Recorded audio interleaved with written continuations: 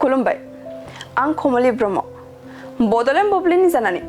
बयखौबो बरायना लाबाय दिनै 21 नभेम्बर 2023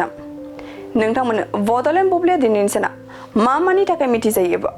दिनैनि सानाव मा हाबाफारि फालिनाय जायो नोंथांमोननो फारि फारि बड'लेण्ड बुब्लिया फोरमायगोन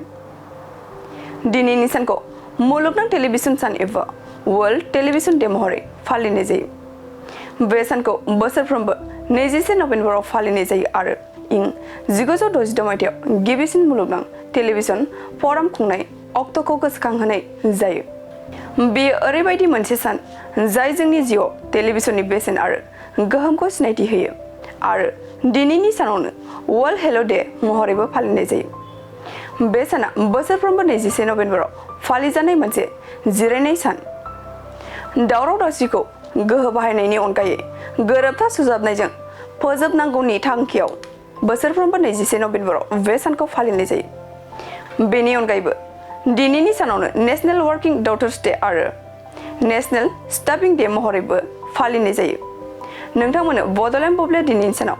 मा हाबाफारिजों मिथिजायो आरो मा हाबाफारिखौ फालिनाय जायो फोरमायबाय गोजोन्थों सना रुफा आरो हिरानि जुवेलारि गाननो मोजां मोनग्रा सुबुंफोरनि थाखाय गोजोनथाव खौरां दासान्दि फुजा बोथोरखाय खम बेसेनाव फानगासिनो MSCB जुवेलार्सआव सना रुफा आरो हिरानि समायना रमायना जोंख्लाबनाय जुवेलारिज MSCB जुवेलार्सआव मोननो हागोन राजकोट जुवेलारि कास्टिं जुवेलारि कलकाता जुवेलारि मेसिनजों बानायनाय जुवेलारि आरो आखाइजों बानायनाय जुवेलारि लोगोसेनो हाबा हुखायाव गाननो थाखाय सना आरो हिरानि समायना जुवेलारिसफोरखौबो मोननो हागोन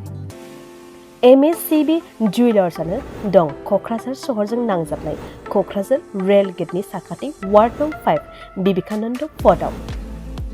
MSCB जुवेलार्सजों थोंजोङै जगाजग खालामनोबो हागोन 9954273079 जानबुं अनजिमायाव